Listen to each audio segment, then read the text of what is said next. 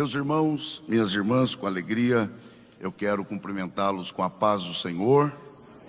Meus irmãos, podeis tomar assento, meu muito obrigado. Antes que eu leia o texto sagrado e então com alegria venha compartilhar a palavra que o Senhor tem colocado no meu coração para esta noite, eu quero expressar a minha gratidão a Deus pelo privilégio que Ele, por sua graça, me concede de mais uma vez estarmos juntos, reunidos no propósito de adorá-lo e também de cercarmos a sua mesa e nos servirmos de sua palavra, que é alimento para a nossa alma. Quero também expressar aqui a minha gratidão a Deus pela vida de nosso pastor José Wellington Bezerra da Costa. Obrigado pela oportunidade de eu poder servir a igreja nesta noite. Também de uma forma muito especial, agradecer ao meu pastor Wellington Júnior, por todo o apoio, por pastorear a mim e também a minha família em Guarulhos, e agradecê-los por esta oportunidade. Quem aqui de verdade quer continuar ouvindo Deus falar, diga amém. Há uma palavra que o Senhor tem colocado em meu coração para esta noite, e eu quero pelo menos tentar aqui seguir a direção que Deus tem me dado para esta noite tão especial. Para isso eu quero convidar você a abrir a sua Bíblia no Evangelho escrito por João. João, que encerra a sequência dos 4 evangelhos que abre o que nós conhecemos como o Novo Testamento. Quando você encontrar este evangelho, localize aí, por favor, o capítulo de número 21.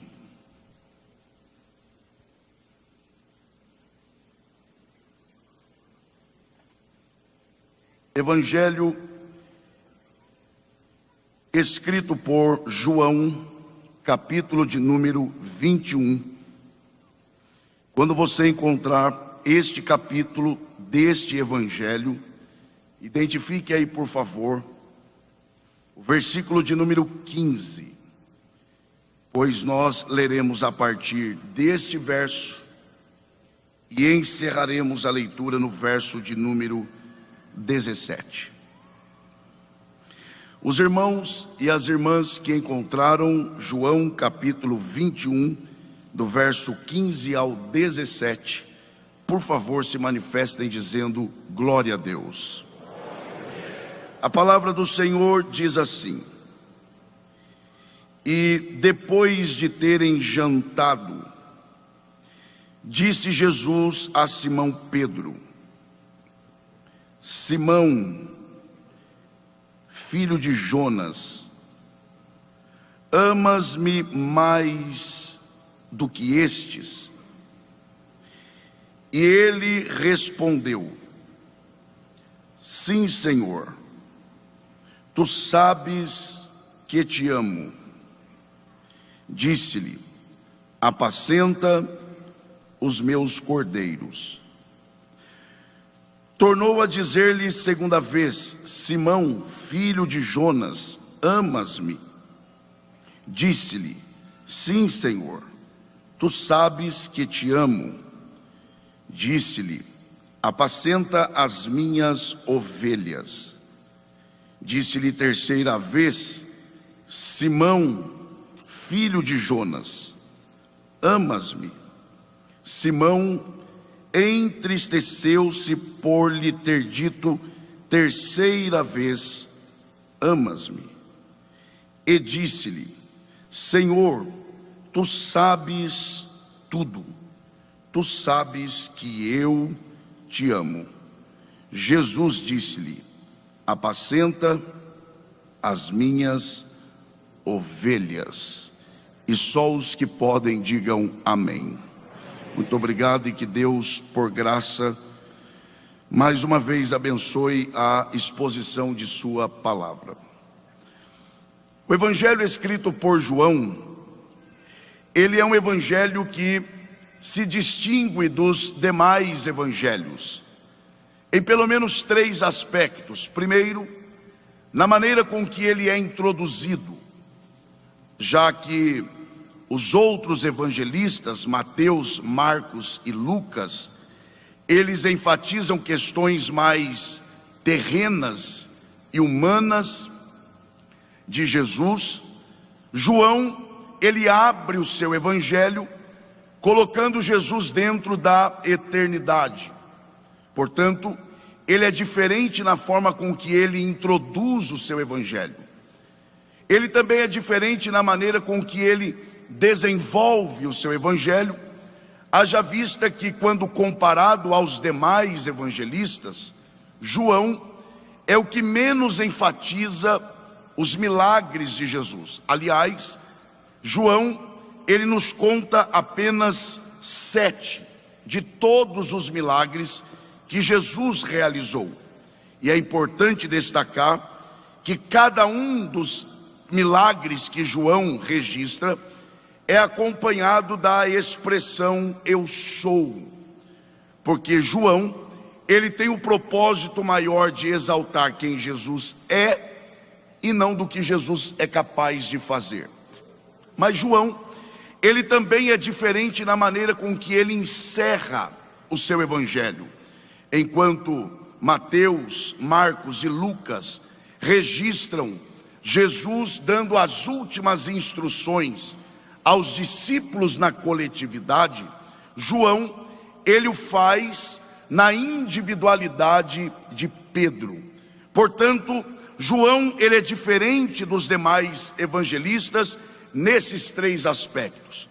E quando olhamos para o último capítulo deste evangelho, é preciso destacar que esta conversa de Jesus, este diálogo de Jesus com Pedro, aliás, um diálogo tão famoso, tão conhecido, eu diria amado, e eu diria também tão explorado no bom sentido da palavra pelos pregadores.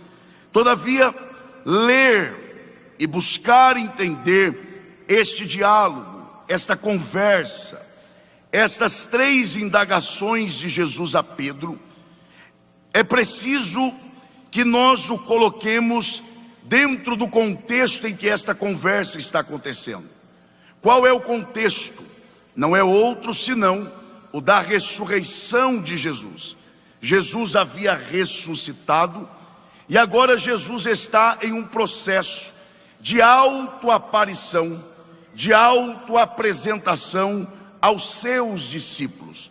Portanto, quando Pedro ouve Jesus perguntar: "Tu me amas? Tu me amas e tu me amas?", é preciso pensar nessas 3 perguntas a partir da visão que Pedro está tendo de Jesus, porque afinal de contas, Jesus havia acabado de ressuscitar, deixando claro ser ele, primeiro, Senhor da vida, e segundo, Senhor sobre a morte. Portanto, não é qualquer um que está perguntando para Pedro: "Tu me amas?". Não é qualquer um que está indagando a Pedro: "Tu me amas?". Não, quem está perguntando isto a ele é aquele que venceu a própria morte. Mais do que isso, é preciso também pensar que Jesus está se auto-apresentando aos discípulos. Por que Jesus faz isso? Jesus não deve explicação a ninguém, mas ele faz questão de se auto-apresentar. Para que Jesus faz isso? Primeiro, para provar que ressuscitou. Segundo, para consolar os seus discípulos. Terceiro, para preparar os seus discípulos para o trabalho que eles ainda haveriam de prestar no seu reino. E em quarto e último lugar, para fazer alguns ajustes pessoais com alguns dos seus discípulos. Agora, mais importante ainda é considerarmos que João, ele está nos contando não só a forma com que Jesus se apresenta, como também a quem Jesus se apresenta. E é no mínimo interessante que João, ele nos conta que Jesus decide se apresentar primeiro a uma mulher. Isso é no mínimo interessante. Primeiro, porque na Bíblia, tudo que vem primeiro é a primícia, ocupa um espaço especial. E Jesus decide se apresentar primeiro a uma mulher. Lembrando que nesta época Jesus estava inserido em uma cultura em que colocava a mulher em segundo plano. Jesus estava inserido em uma cultura em que a mulher era considerada por esta cultura como inferior ao homem. E agora Jesus se apresenta primeiro a uma mulher. É claro, Jesus está emitindo uma mensagem sem palavras. Qual é a mensagem? Jesus está dizendo: no meu reino todos são iguais. No meu reino, homens e mulheres têm o mesmo valor. Mas João, ele não nos diz apenas que era uma mulher. Ele diz: qual é esta mulher? Quem é esta mulher? Ele diz Maria Madalena. Mas ele não diz só o nome. Ele diz de quem ele havia expulsado 7 demônios. Para que esta informação? É claro que João está exaltando o fato de que Jesus Cristo é o Deus das novas oportunidades. Ele é o Deus da graça. Ele é o Deus de uma nova chance para quem desperdiçou um dia esta chance. Mas seguimos. Depois, Jesus se apresenta aos seus discípulos.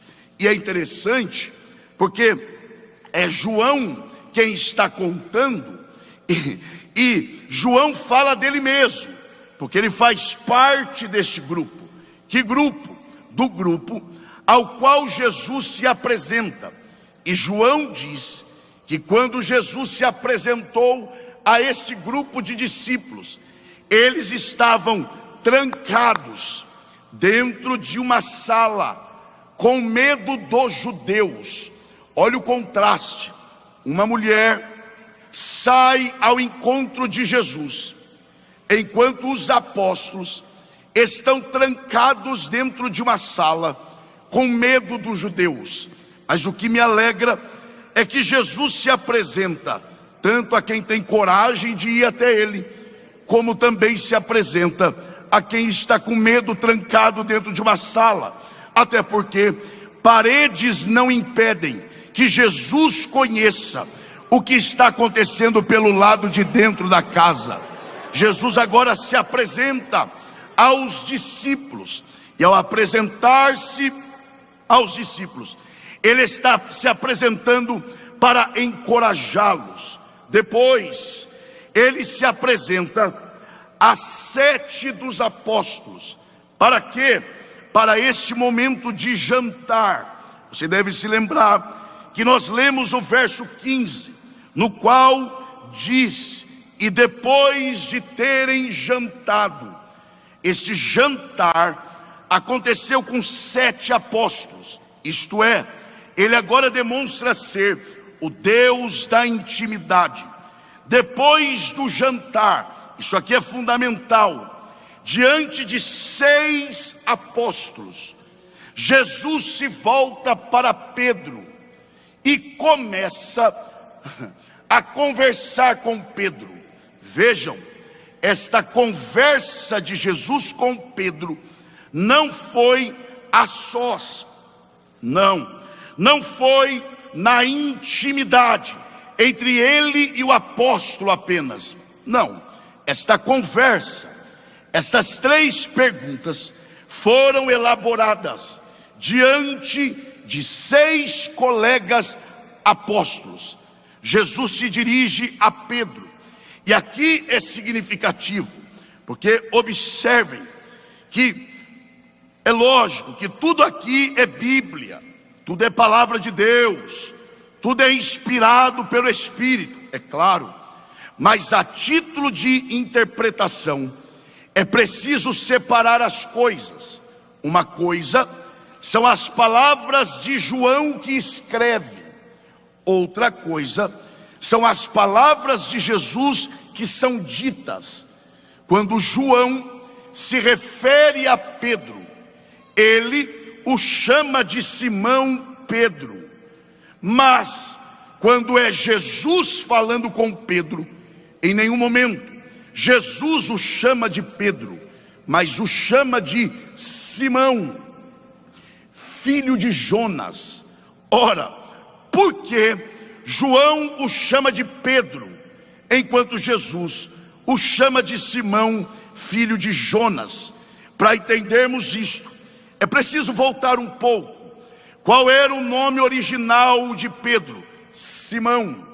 Em que momento da trajetória de Pedro Jesus acrescenta o nome Pedro a Simão? Quando ele dá aquela declaração: tu és o Cristo, o Filho do Deus vivo. A partir dali, se você fizer uma leitura atenta da Bíblia, você perceberá que ora Jesus o chama de Simão, ora Jesus o chama de Pedro. É mais ou menos como se fosse a relação de marido com mulher. Quando está tudo bem, é meu amor, meu anjo, meu príncipe, minha princesa. Agora, quando a coisa não está muito boa, é Elias. Quando está muito ruim, é Torralbo. Aí pode saber que o negócio está sério. O que é isso aqui? Isso é linguagem, isso é forma de se comunicar. Amor, está tudo bem. Elias já não está muito bem.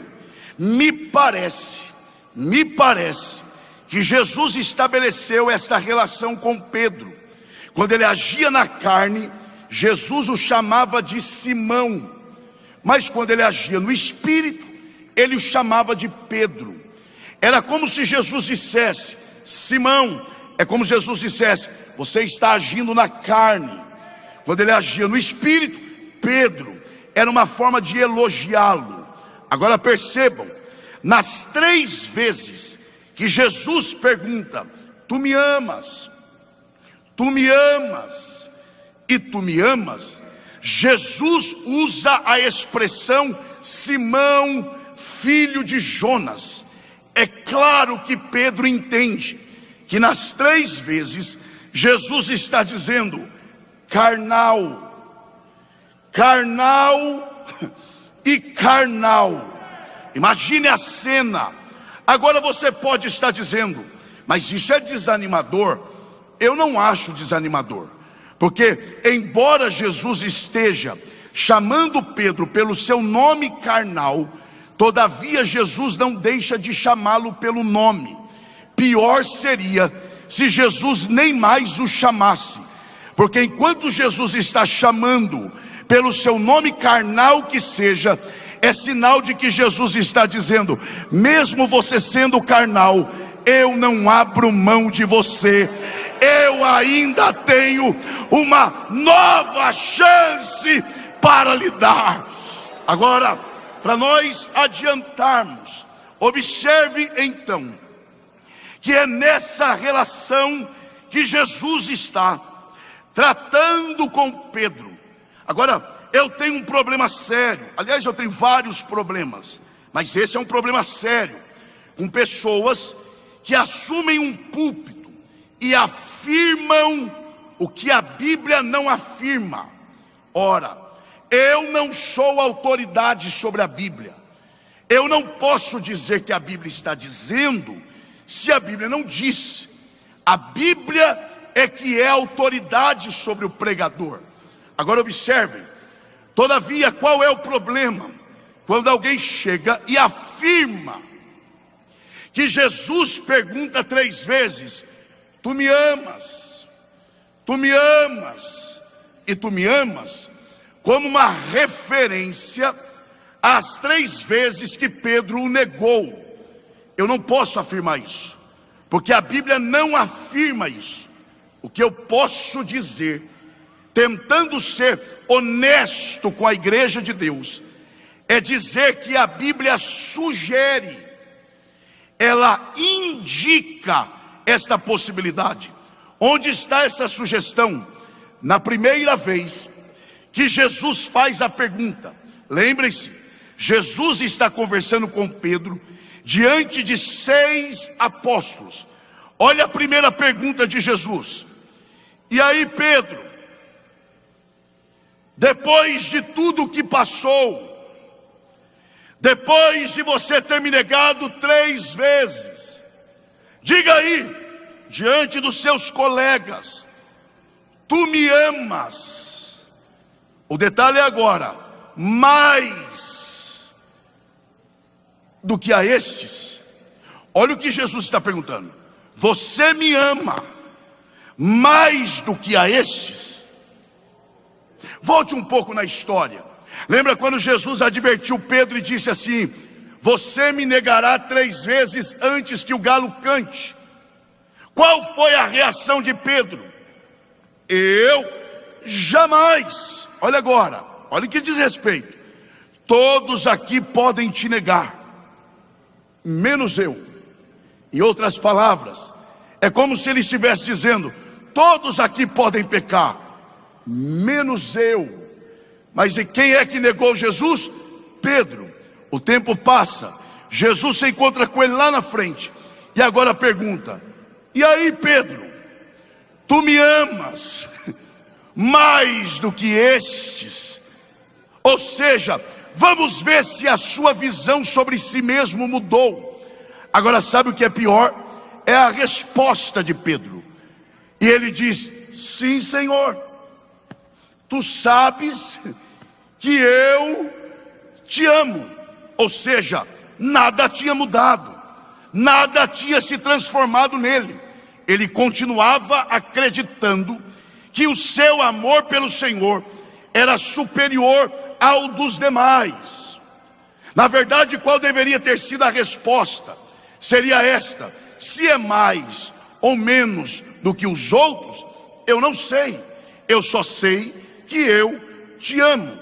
Mas ele não tinha mudado em nada. Até porque pecado, erro, não consegue mudar a vida de ninguém. Um erro pode até me tornar mais atento, mas o meu erro não é capaz de me transformar, não é capaz de me libertar do pecado. Só existe um ser capaz de libertar, perdoar e transformar o pecador, que é aquele que estava diante de Pedro e está aqui nesta noite também. Aí, partindo desse princípio, para começarmos a concluir, observem que aí Jesus pergunta a primeira vez: tu me amas? Tu sabes que eu te amo. Segunda vez: tu me amas? Eu te amo. E aí, aqui está o detalhe.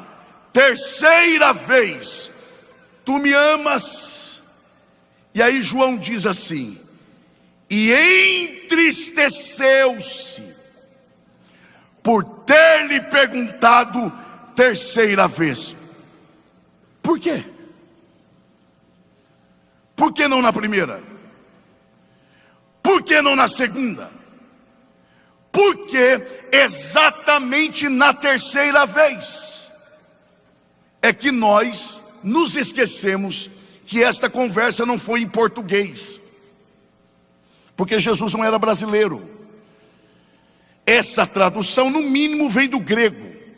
Esta conversa de Jesus não está fundamentada em nosso idioma, porque no nosso idioma a palavra amor, além de ser banalizada, ela é fraca. Porque alguém diz de manhã: eu amo pão. No almoço: eu amo carne. À tarde: eu amo café. Aí vem para o culto e diz: eu amo a Deus. Não é que você ama a Deus do mesmo jeito que você ama o pão. Espero que não. mas é porque a expressão é fraca. Além de ser fraca, é banalizada. Mas no grego há pelo menos 4 expressões para a expressão amar. E aqui, nesta conversa, existem 2 expressões. Primeira, amor ágape, amor de Deus, perfeito, eterno. Se você o ama, Ele te ama. Se você não o ama, isso mesmo, Ele te ama do mesmo jeito. Se você é santo, Ele te ama. Se você não é, Ele ainda continua te amando. É amor de Deus. Mas existe o segundo tipo de amor aqui, que é o amor filéu, de onde vem a expressão filantropia, que é o nosso famoso gostar. Quando Jesus pergunta pela primeira vez: tu me amas? Jesus está perguntando: tu me amas com o amor de Deus? Pedro responde: eu gosto. Jesus pergunta a segunda vez: tu me amas como eu provei que te amo? O que? Ao ponto de entregar minha vida pelo Senhor? Isso. Você entregaria sua vida por mim, Pedro? E ele responde: eu apenas gosto do Senhor. E na terceira vez Jesus então baixa o nível e diz assim: então quer dizer que depois de tudo que eu fiz por você, você apenas gosta de mim? É por isso que ele se entristece e diz: tu sabes de tudo. Tu sabes que eu gostaria de te amar como o Senhor merece, mas a única coisa que eu tenho para te oferecer é: eu gosto da sua companhia. Agora o que me chama a atenção é porque se fôssemos nós, morreu por ele, insiste com ele e pergunta: tu me amas? Eu gosto. Nós já dispensaríamos: vai embora, aqui não tem chance para você. Mas com Jesus não é assim. Jesus diz: você me ama? Eu só gosto. Não vai embora não, trabalha para mim, cuida do que é meu. Você me ama? Eu gosto. Vai embora não, porque eu não trabalho sobre você com base em quem você é hoje. Eu trabalho em você com base no que eu sei, naquilo que eu vou te transformar. Oh, glória a Deus. Quer ver que é verdade? E eu encerro: tu me amas como eu te amo. Eu gosto. Trabalha para mim. Tu me amas ao ponto de entregar a vida por mim, como eu entreguei a minha por você? Eu, entre a minha vida e a sua, Senhor, eu fico com a minha. Vai embora não, trabalha para mim, porque enquanto você trabalha para mim, eu vou trabalhando em você.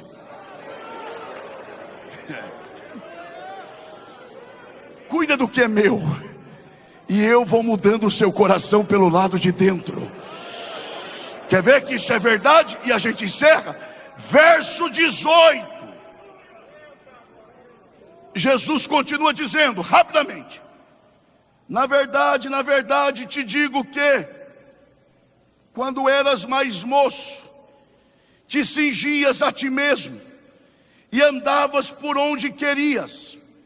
Mas quando já fores velho, estenderás as mãos, e outro te cingirá e te levará para onde tu não queiras. O que tem a ver isso aqui? Quando é jovem, faz o que quer. Quando é velho, faz o que não quer. O que é isso aqui? O jovem é o nível de amor que Pedro tinha naquele momento por Jesus. Só gostava, ia quando queria, falava quando queria, agia quando queria, gostava quando queria, estava presente quando queria. Mas Jesus está dizendo: vai embora não, fica comigo. E o nível vai aumentar ao ponto de chegar um dia que até aquilo que você não quer fazer, você vai fazer. O que? Para encerrar, verso 19.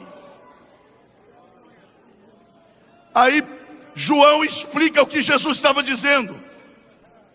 E disse isso, significando com que morte havia ele de glorificar a Deus.